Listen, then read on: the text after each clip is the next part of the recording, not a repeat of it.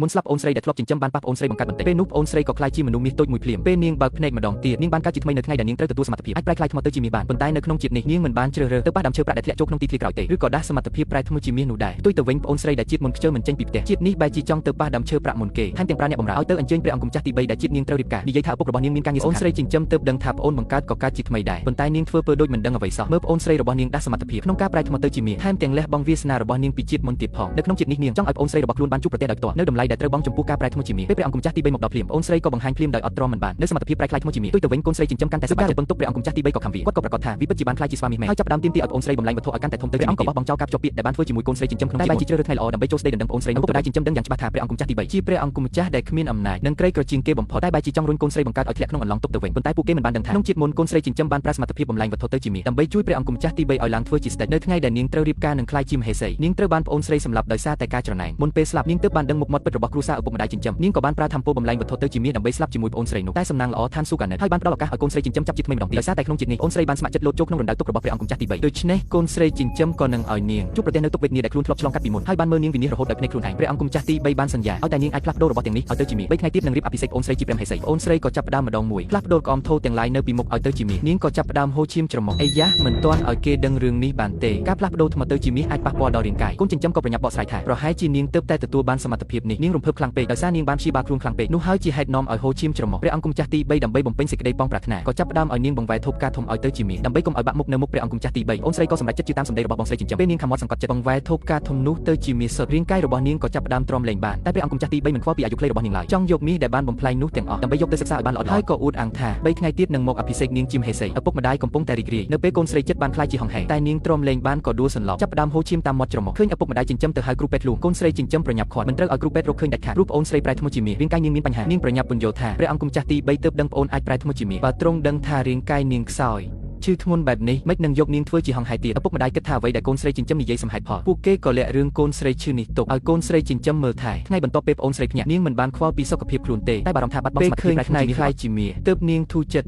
្តនាងមានមោទនភាពដែលបងស្រីចិញ្ចឹមមានចិត្តណាស់ដែលបងស្រីយ៉ាងក្នុងជាតិនេះគ្មានសមត្ថភាពឲ្យទៅជាមាសទេពេញមួយជីវិតនេះគេគ្រាន់តែអាចធ្វើជាអ្នកបម្រើដ៏ទាបថោករបស់នាងតែបងស្រីយ៉ាងបានឃើញចំណុចខ្មៅលេចឡើងនៅលើជើងរបស់គេហើយលួចចំអកឲ្យគេដោយសារការប្រាមុនដុតថ្មឲ្យខ្លាយជាមាសគ្មានការទប់ស្កាត់តែមួយថ្ងៃក៏ចាប់ផ្ដើមមានស្នាមអុចទៅហើយមិនយូរប៉ុន្មានអង្គម្ចាស់ទី3នឹងនាំមកនៅការភ្ញាក់ផ្អើលដ៏ធំជាងនេះដល់គេទៀតគឺដោយសារទ្រង់ដឹងថាឃ្លាំងជាតិទេសអាតំបន់អាគ្នេយ៍រងគ្រោះធ្ងន់ធ្ងរត្រូវការជំនួយទប់គ្រោះនិងរក្សាសន្តិភាពប្រាក់3លានដំឡឹងតែគ្មានមន្ត្រីណាដោះស្រាយបានឡើយក្នុងពេលខឹងសម្បាព្រះចៅអធិរាជប្រទានងារកុងហៅដល់អ្នកដែលមានយុទ្ធសាស្ត្រល្អហើយព្រះរាជបុត្រនឹងបានឡើងជាឈិនវ៉ាងអង្គម្ចាស់ទី3ដែលគេមិនសូវអើពើយល់ឃើញឱកាសប្រាក់3លានដំឡឹងគ្រាន់តែស្មើនឹងមាស3សែនដំឡឹងប៉ុណ្ណោះគេគ្រាន់តែត្រូវការឲ្យកញ្ញាសេនដែលគេនឹងរៀបការជាមួយប្រាមុនដុតថ្មឲ្យខ្លាយជាមាសពេលនោះងាយឈិនវ៉ាងរីករាយរាជបល្ល័ង្កក៏ជារបស់ទ្រង់ទាំងអស់ទៅហើយទ្រង់បានសន្យាជាមួយព្រះបតាថាត្រឹម3ថ្ងៃនឹងអាចរកប្រាក់3លានដំឡឹងបានដូច្នេះទ្រង់ក៏ទៅផ្ទះត្រកូលសេនភ្លាមប្អូនស្រីស្មានថាថ្ងៃបន្ទាប់អង្គម្ចាស់ទី3នឹងមកចូលស្ដីដណ្ដឹងនាងហៀបនឹងខ្លាយជាព្រះជាយាយរបស់ព្រះអង្គម្ចាស់នាងមិនដឹងទេថានឹងត្រូវរងទុក្ខយ៉ាងធ្ងន់ធ្ងរឆាប់នេះជាតិមុនយ៉ាងនេះបានរៀបការជាមួយព្រះអង្គម្ចាស់ទី3ដែលលោកខ្លួននាងបានរងនៅការធ្វើទារុណកម្មគ្រប់បែបយ៉ាងកាលពីមុនពេលនាងសុំជំនួយធ្លាប់មានរឿងម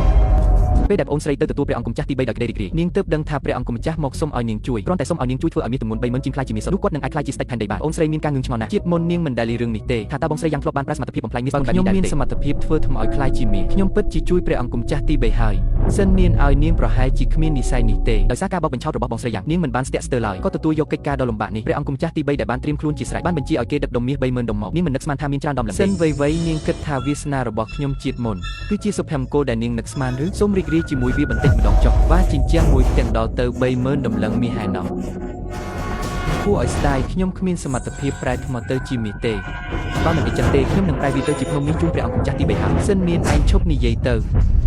មិនមែនត្រឹមតែ30000ដំឡឹងមាសទេតែប៉ុណ្ណោះឪពុកខ្ញុំគាត់គ្រាន់តែប៉ះធ្នមលើឥដ្ឋជួរទី1ដែលធ្វើឲ្យគាត់ត្រូវចំណាយកម្លាំងច្រើនទើបប្រែទៅជាមាសបានច្រមុះរបស់គាត់ចាប់ផ្ដើមហូរឈាមម្ដាយបានលើកទឹកចិត្តគាត់ឲ្យតស៊ូដើម្បីបានក្លាយជាមហេសីគាត់ក៏ដើរត្រឡប់ទៅជិតឥដ្ឋវិញដោយខ្លួនញ័រពេលគាត់ប៉ះឥដ្ឋជួរទី2ជាក់ស្ដែងរាងកាយទ្រាំលែងបានទៀតហើយផ្ទុយទៅវិញឪពុករបស់គាត់បានប្រាប់កុំឲ្យបោះបង់តស៊ូទៀតបន្តិចទៅព្រោះគាត់ចិត្តខ្លាចជាឪពុកក្មេករបស់ស្ដេចហើយមិនត្រឹមតែមានលុយថែមទាំងមានអំណាចទៀតដោយសារមានជំនឿថាខ្លួននឹងបានធ្វើជាមហេសីគាត់ក៏បានបញ្ចប់ជួរទី2ភ្លាមពេលកំពុងប្រែថ្មទៅជាមាសគាត់ត្រូវបានធ្វើប៉ះត្រឡប់មកវិញរហូតទ្រាំលែងបានពេលព្រះអង្គម្ចាស់ទី3ឃើញបែបនេះការព្រួយបារម្ភមិនពិតនេះឋានៈព្រះអង្គម្ចាស់នេះមិនយកក៏បានដែរមិនអាចឈរមើលគាត់រងរបួសបានទេទៅជួបព្រះបតាដើម្បីលាឈប់ពីកិច្ចការនេះឥឡូវជាតិមុនកូនស្រីចិញ្ចឹមត្រូវព្រះអង្គម្ចាស់ទី3បោកដោយពាក្យផ្អែមដើម្បីការពារត្រកូលសិនគាត់សុខចិត្តទ្រាំទ្ររឿងអាក្រក់ដែលកើតឡើងកាលពីមុនតែមិនចង់និយាយពីការជិះចាប់ដែលខ្លួនបានទទួលឡើយតែចុងក្រោយអ្វីដែលទទួលបានគឺការបាត់បង់ជីវិតខ្លួនឯងក្នុងជាតិនេះគាត់ឈរមើលប្អូនស្រីរបស់គាត់ចាញ់បោកហើយមិនព្រមចូលអន្តរាគមន៍គាត់ឡើយវាគឺចាប់ពីពេលដែលអ្នកលេងទ្រាំបានគឺមិនអាចកម្ចាត់បិសាចនេះបានទេនៅពេលដែលវាបង្ហាញគ្មានស្រួលអាហោ ឲ្យលោកមកមាសទាំង3នេះទាំងអស់បានคล้ายទៅជាមាសដឹកងាយសក់របស់អ្នកមិនក៏អីចឹងទៅវិញសក់របស់ខ្ញុំអាហោះ